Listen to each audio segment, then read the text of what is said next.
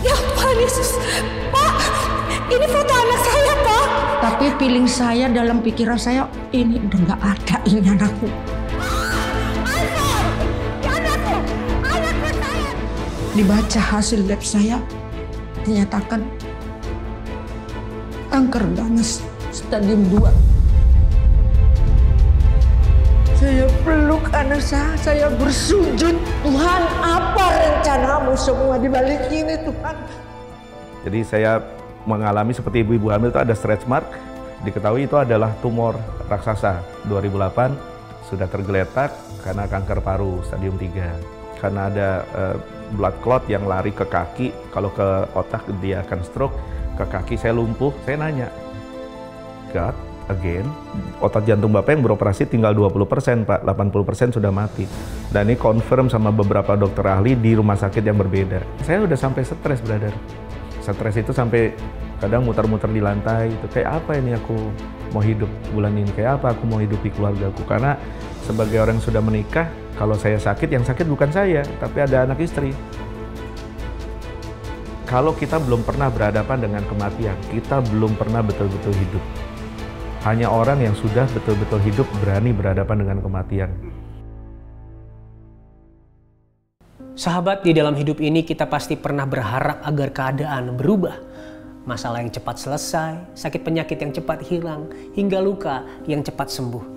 Namun kenyataannya tidak selalu seperti itu. Ada kalanya Tuhan tidak mengubah situasi kita, karena Ia lebih dulu mau mengubah dan memproses hati kita. Sama seperti sahabat yang satu ini. Ia harus mengalami penderitaan yang bertubi-tubi, mulai dari kehilangan anak sampai akhirnya ia menderita kanker payudara. Bagaimana ia bisa tetap kuat dalam menjalani hidupnya? Mari kita saksikan kisah yang berikut ini.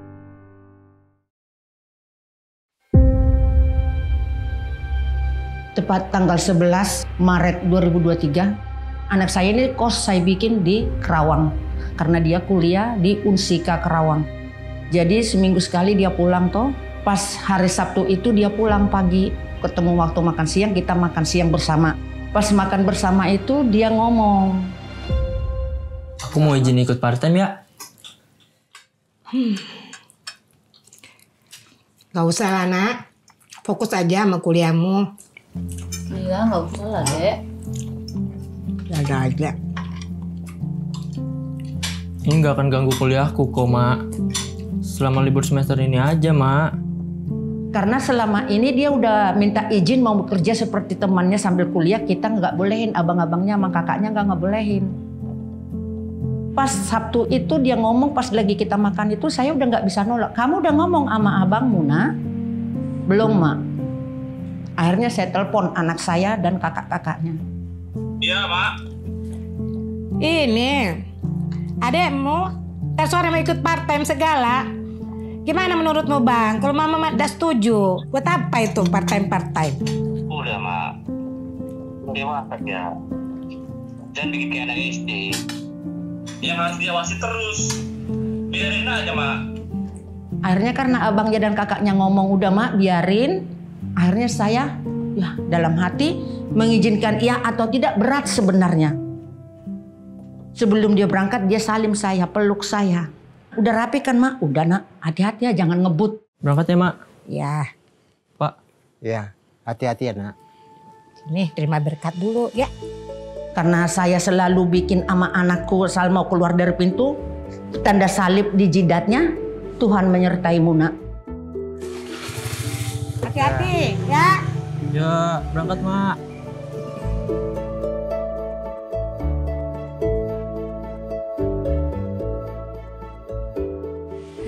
Tuhan Yesus menyertai.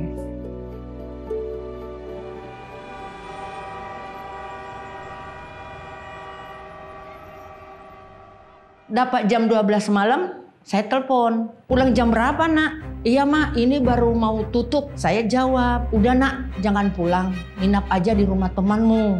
Takut ada begal. Yang saya takutin begal itu saat itu. Takut begal, Nak. Ya udah, Maya, aku nginap ya di rumah temanku si Polan gitu. Disebut nama temannya ini. Ketemu pagi jam 8 saya telepon. Kok nggak ada nelpon ya, saya telepon. Takut ketiduran. Belum diangkat. Mungkin masih tidur toh. Jam 9 saya telepon lagi, baru nyambung. Mana kamu jam begini belum pulang kok, Nak? Mama gelisah dari tadi nih. Baru bangun, Ma. Ini masih di rumah teman. Oh, baru bangun kau, Nak. Syukur kau angkat telepon Mama. Dari tadi Mama gelisah sekali kau, Nak. Aduh. Ya udah. Ntar kalau pulang hati-hati ya, Nak. Habis mandi langsung pulang ya, Mak. Selesai dia mandi mungkin langsung jalan. Jam 10 saya telepon lagi udah nggak dijawab. Sampai jam 11 tidak ada jawaban. Udah jam segini belum juga. Jam 11 lewat, satpam perumahan itu datang ke rumah. Bu, maaf Ya. Bu, saya mau nanya, Ibu kenal sama orang ini Bu? Yang mana, Pak?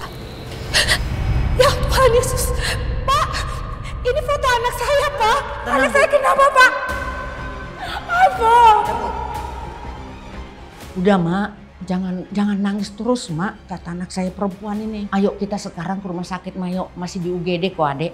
Masih sadar kok Adek, Mak. Tapi feeling saya dalam pikiran saya, ini udah nggak ada ini anakku. Pendek cerita kita jalanlah ini ke lokasi. Di mana anak saya Pak? Saya bilang gitu sama Pak polisinya. Polisinya di UGD Bu. Nyampe di ruang UGD saya baca udah UGD. Mana anak saya ini udah UGD. UGD Bu di ujung UGD belakang. Masih ada UGD di belakang. Anakku mana, Pak? Kenapa dikabur jenazah, Pak? Sampai di belakang ujung ternyata ruang jenazah di paling pojok. Anak saya sudah di kantong jenazah. Anakku sayang. Tuhan Yesus. Tuhan. Mati. Papa. Alfa.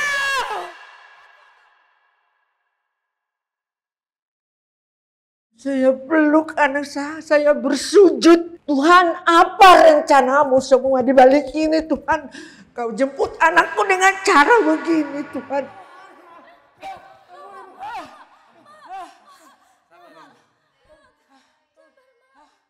Saya pingsan, anak saya yang 3 juga pingsan sudah. Semua kita udah pada pingsan, udah kalut. Maret 2023 di makam. Selama dia pergi itu saya orang stres. Untungnya anak-anak saya itu juga menguatkan saya. Keluarga itu menguatkan saya. Tanggal 14 Aprilnya saya kepegang ada benjolan. Kok ada benjolan? Gitu. Saya panggil anak perempuan saya yang 2. Iya, Mak. Sini, Nak. Kenapa, Mak? Coba kau tengok. Artinya ada benjolan di payudara Mama. Sesak sakit lah sayang. Udah, Mak. Tenang dulu ya, Mak. Jangan panik dulu ya, Mak. Rumah sakit kita ya, Mak. Kita cek sama-sama, Mak.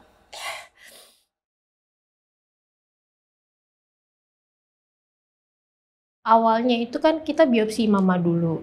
Terus begitu hasilnya keluar, kita ketemu sama dokter. Dokter jelasin apa hasil dari penyakitnya mama. Dari hasil tes biopsi ini menyatakan ibu terkena kanker payudara ganas stadium 2. Bapak.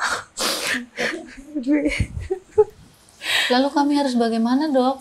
Untuk menghentikan atau memperlambat pertumbuhan kanker, ibu segera menjalankan rangkaian kemoterapi sebanyak 8 kali. Apa lagi Tuhan cobaan yang kau berikan bagi hamba? Engkau sudah mengambil anak hamba dengan cara begitu Tuhan. Saat ini hadiah apa lagi yang kau berikan bagi hamba Tuhan? Apa rencanamu bagi hamba Tuhan Yesus?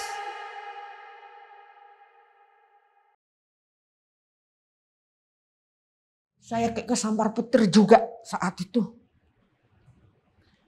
Dibaca hasil lab saya, dinyatakan kanker ganas stadium 2. Jadi berat.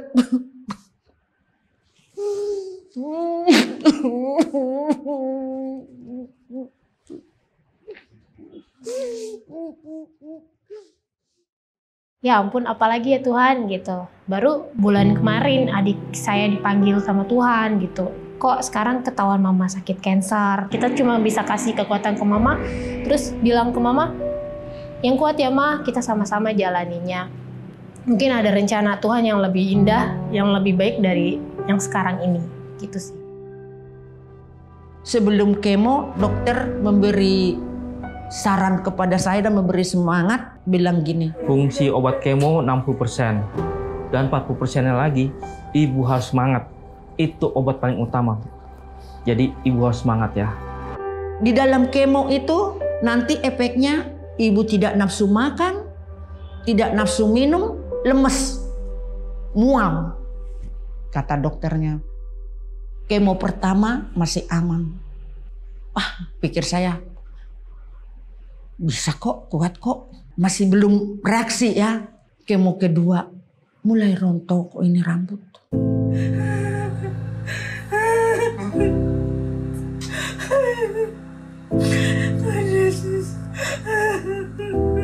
Bangun tidur rambut saya pungutin udah segepok-gepok. Kemo kedua udah rontok itu.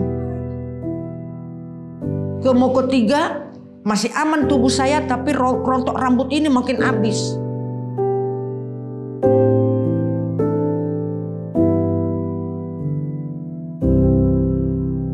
Kemo keempat udah tinggal satu-satu rambut. Karena tinggal satu-satu dia sakit tuh, bangun tidur itu ketarik-tarik, sakit akhirnya. Habis kemo saya dari rumah sakit kemo keempat itu saya langsung ke salon dibersihin. Jadi guru Shaolin, guru kungfu mama. Nafsu makan udah mulai ini turun. Udah mulai ya. Mulut juga udah mulai panas, melepuh.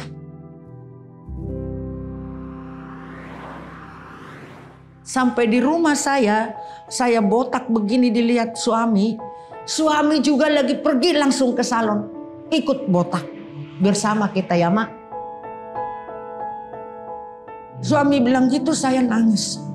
Enggak, kamu aja kok, sama kita rambutnya botak.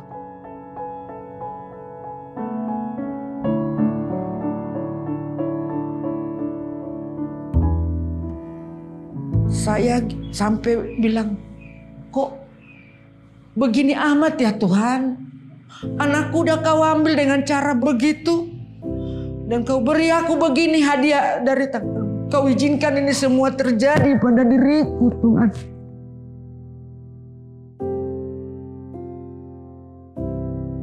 Kemo kelima itu saya ngedrop sekali Kak. Mau balik gini kayaknya tulang ini kayak mau remuk. Gak bisa bangun, gak bisa duduk, gak bisa balik badan. Badan panas tinggi. Ya Tuhan, saya pasrah Tuhan. Kalau memang udah sampai di sini aja kemo yang saya jalanin, tidak sampai ke-8. Biarlah kehendak-Mu lah yang jadi Tuhan. Pasrah saya Mbak.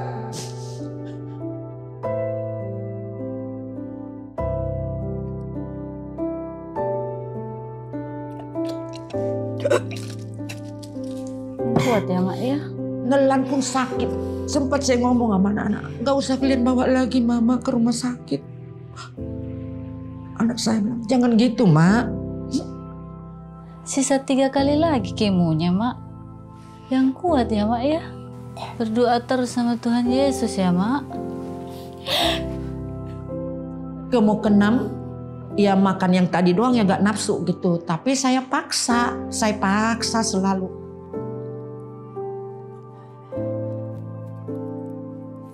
Kemo ke-7, ke-8 itu efeknya itu sama masih. Ya memang harus, itu yang dibilang dokter tadi, harus semangat. Itu paling utama. Selesai kemo ke-8, diperiksa lagi, pemeriksaan lagi toh ya. Ditentukan oleh dokter. Tanggal sekian, Ibu siap pengangkatannya.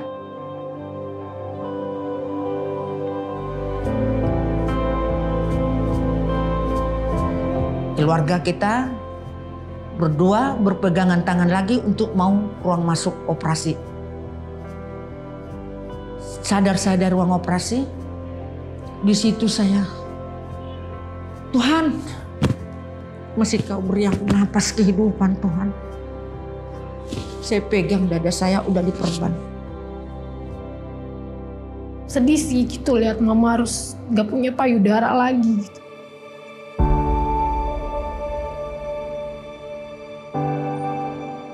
Kami lihat hasil pengangkatannya itu besar banget, dagingnya diangkat semua. Pas sudah dicopot perbannya gitu ngeliat payudara mama udah gak ada, apa ya rasanya gitu. Sesudah habis pengangkatan itu radiasi saya 25 kali.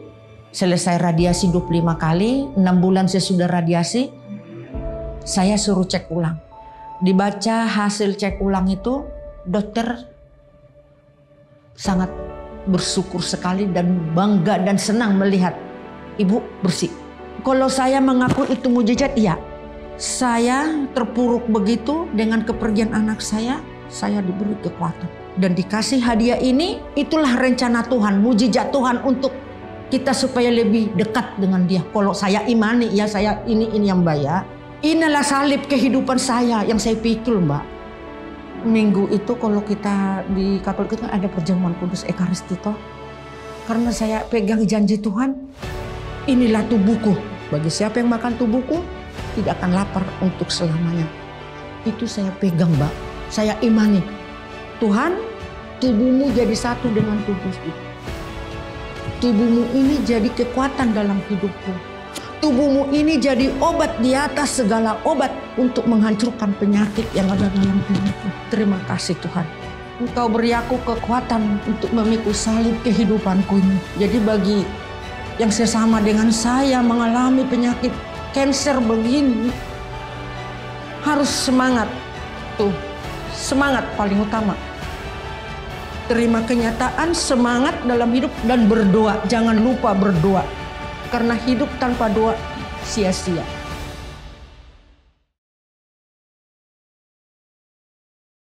Sahabat, dari kisah ibu ini kita belajar bahwa damai sejahtera bukan hadir ketika tidak ada penderitaan, namun dengan adanya penyertaan Tuhan, bahkan di tengah penderitaan.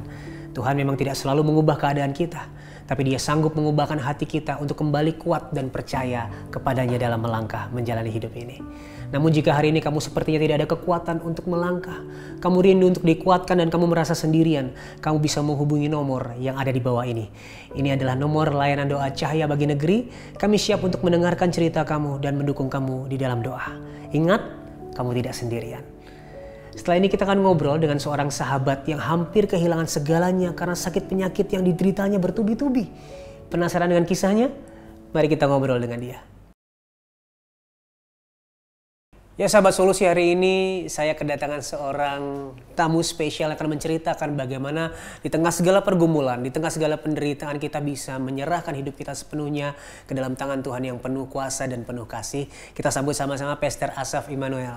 Halo. Shalom Mbak. Shalom. Shalom. Terima kasih udah datang ke Solusi hari ini. Puji Tuhan, thank you undangannya. Ya. Senang sekali. Tapi ternyata kan orang suka berpikir ya, dengan kita percaya kepada berita Injil, kita mendapatkan keselamatan, itu berarti hidup di dalam dunia akan baik-baik saja, gitu ya. Itu kan satu pengajaran yang sebenarnya menyesatkan, gitu ya, bahwa di dunia ini Tuhan nggak mau kita menderita kok. Maksudnya nggak mungkin Bapa yang baik membiarkan kita menderita. Namun pada kenyataannya setelah mengerti tentang Injil yang sebenarnya, berita baik yang sebenarnya, Bapa juga mengalami penderitaan di dalam dunia. Kita semua mengalami penderitaan di dalam dunia, dan termasuk sakit penyakit yang Bapak alami waktu itu. Apa yang terjadi, Pak? Wah, mau didaftar ya, agak panjang. Sakit parah pertama itu 2004 ketika perut saya membesar begini, tetapi saya tidak hamil, saya laki-laki tulen. Ini salah satu coping saya, mentertawakan kesulitan hidup. Karena sukacita Tuhan itu kekuatan kita gitu. Jadi saya mengalami seperti ibu-ibu hamil itu ada stretch mark. Ternyata singkat cerita setelah semua prosedur diketahui itu adalah tumor raksasa. Wow. Dikasih namanya, keren namanya, double density giant tumor atau CIS. Dengan diameter kalau punya penggaris 30 kurangi 1. 29 cm. Jadi saya terlihat betul-betul kayak bapak hamil. Sebesar itu berarti ya, Pak? Sebesar itu. Dan stretch marknya masih ada sampai sekarang. Itu 2008 sudah tergeletak karena kanker paru stadium 3. Sudah dioper ke rumah sakit dan berakhir di Singapura. 2012 serangan jantung pertama, 2014 pasang ring, 2017 DVT karena ada blood clot yang lari ke kaki. Kalau ke otak dia akan stroke, ke kaki saya lumpuh. Kaki mengalami pembengkakan, membiru menuju ke hitam, dan itu saya sudah tidak bisa berjalan. Dan dokter waktu itu merekomendasikan untuk diamputasi. Cuma saya bilang, no dok, kasih Tuhan saya kesempatan. Gitu. 2021 tiba, bukannya ibadah pemakaman saya, tetapi ibadah pentabisan gedung gereja baru yang Tuhan beri. Ada aja pokoknya Tuhan itu. 2005 ini kemarin mulai dari Maret mulai bleeding, kolaps, serangan jantung. April juga saya tergeletak di Papua, sementara sedang memimpin misi di sana. Singkat cerita dari April, Mei, Juni, Juli, terus sampai hari ini saya sedang terus melalui prosedur kesehatan, CT scan segala macam, kateterisasi, masukin selang ke jantung, dan dicoba untuk kembali dipasangi ring, tetapi tidak bisa karena lomok-lomoknya terlalu banyak mungkin. Sudah penyumbatan di mana-mana, masif, dan seharusnya saya tidak boleh ngantor, tidak boleh keluar rumah, tidak boleh keluar rumah sakit sebetulnya, karena April tuh dokter sudah mendesak saya harus segera di bypass, harus di bypass. Cuma tidak murah, jadi saya pikir saya cari Tuhan dulu saja. Dan sampai hari ini belum waktunya mati, karena umur itu di tangan Tuhan, bukan di tangan copet, maling, pandemi, penyakit. Saya belajar keras itu bahwa kalau Tuhan belum berkehendak kita check out, apapun tidak dapat membunuh kita. Sekalipun di hadapan kita ada penjahat pegang pisau, kalau Tuhan belum mau kita check out, maka kita masih ada. Cuma kan pertanyaannya kenapa? Nah, kalau saya kesimpulannya dua. Ketika banyak orang mengata-ngatai orang yang meninggal waktu COVID, dan saya marah sekali karena banyak orang dibilang itu kena kutuk, kurang berdoa. Marah sekali saya. Justru saya bilang gini, pertanyaannya bukan kenapa mereka meninggal, kenapa kau dan saya masih ada. Justru kalau kau dan saya masih ada, kesimpulan saya dua. Satu, tugas kita belum beres. Kedua, belum beres kita. Jadi tugas kita belum beres dan belum beres kita. Karena kasih karunia yang menyelamatkan kita tidak akan membiarkan kita tetap sama. Dia akan terus mengerjakan kebenaran Kristus sampai kita purna, sampai kita serupa Kristus, baru boleh boleh pulang. Jadi kalau kita masih hidup, berarti belum beres kita. Benar, setuju Pak. Kami dengar ya bahwa di tengah-tengah tumor yang Bapak lewati waktu itu sempat Bapak meminta mujizat. Tapi pada akhirnya harus operasi. Nah, bagaimana Bapak menghadapi hal tersebut gitu? Oh, marah. Sangat tidak rohani kan responnya kan. Saya marah, saya masih manusia. Karena itu 2004 ya. Jadi sebetulnya ada panggilan Tuhan untuk saya melayani sepenuh waktu. Tahun 96, 97, 98 itu panggilan itu keras sekali. Tapi saya memilih untuk berkarir dulu, dan berkarir juga tidak salah. Tetapi kita harus geluti apa yang Tuhan mau, itu aja. Kalau nggak disuruh jadi pendeta, jangan coba-coba jadi pendeta. Kalau Tuhan panggil jadi pengusaha, jadi lawyer, jadi seniman, do that, lakukan itu. Dan 2004 saya merasakan saya dipanggil Tuhan. Oke, kalau Tuhan panggil saya jadi hamba Tuhan sepenuh waktu, angkat ini tumor, sembuhkan, jangan pakai operasi, mehong. Mehong itu mahal. Enggak, 59 jahitan di sebelah kanan. Dan saya takut sekali karena waktu itu belum pernah mengalami operasi. Sekarang kalau operasi diambil darah sambil ketawa pun karena udah terlalu banyak, terlalu sering. Tapi waktu itu saya takut sekali. Jadi saya bilang, Tuhan mujizat ya, mujizat ya. Pakai operasi. Jadi marah saya. Oh enggak kalau gitu. Saya sudah sempat pelayanan di sebuah lembaga, tapi nggak mau jadi pendeta tuh. Akhirnya ngalah sama Tuhan kan. Saya pelayanan sepenuh waktu di sebuah lembaga media. Ya, mungkin dekat kantornya kita dulu. Tapi kalau suruh jadi pendeta, nggak jadi Tuhan. Ini nggak pakai mujizat, pakai operasi. Nggak mau sih. ya marah saya waktu itu. Nah, tapi waktu cancer, justru Bapak lebih berserah. Apa yang berubah dari hati Bapak waktu itu, Pak? Dan apa yang dilewati selama rentang waktu tersebut? Karena saya sadar kanker nggak ada obatnya. Kanker nggak ada obatnya. Orang kanker itu solusinya kan cuma kemoterapi. Dan dari semua orang yang di kemo yang saya tahu, sedikit sekali yang masih ada bersama kita. Rata-rata orang di kemo itu, karena kemo itu kan proses kemo membunuh bukan cuma sel kankernya, tapi semua sel tubuhnya, membunuh tubuhnya. Jadi hari itu saya nyerah sama Tuhan. Oke Tuhan, mau kayak apapun Tuhan sembuhkan. Mau pakai operasi atau apapun, aku mau jadi hamba-Mu. Kalau Tuhan loloskan saya dari ini, saya masuk sekolah teologi. Saya tinggalkan karir saya. Ya, singkat cerita, boleh percaya boleh tidak. Our God is amazing. Jesus is alive. Karena kankernya hilang. Ya. Jadi saya ngalamin yang namanya dioperasi. Tuhan bekerja lewat tangan medik, karena itu pun tangan Tuhan. Saya ngalami yang namanya kesembuhan supranatural, kankernya hilang. Saya sekarang dalam posisi di mana saya tidak percaya bahwa Allah kita Allah yang ajaib. Tidak bisa. Betul, dia pakai natural means, dia pakai perkara-perkara natural, tapi dia masih bisa intervensi di mana perlu dengan perkara-perkara yang supranatural. So that's what happened. I was given a second chance. Saya dikasih kesempatan kedua. Jadi di dalam segala yang Bapak lewati juga Bapak merasakan pada akhirnya apa yang Tuhan mau kerjakan di dalam hidup Bapak ya. Iya. Karena seringkali kita cuma tanya mengapa Tuhan, tapi kita jarang tanya apa yang mau Kau kerjakan melalui ini. Ya. Wow. Ya kita nanya why seringkali, tapi nggak nanya what for. Yeah. Tanyanya cuma kenapa, nggak tanya untuk apa gitu kan. Karena Allah kita, He's the God of purpose. Dia Allah yang punya tujuan. Dia nggak pernah sembarangan bekerja. Sahabat, seringkali dalam penderitaan kita bertanya, mengapa Tuhan? Kita lupa bertanya apa yang Tuhan mau kerjakan dalam hidupku melalui penderitaan ini. Roma 8 ayat 28 berkata, kita tahu sekarang bahwa Allah turut bekerja dalam segala sesuatu untuk mendatangkan kebaikan bagi mereka yang mengasihi Dia, yaitu bagi mereka yang terpanggil sesuai dengan rencana Allah.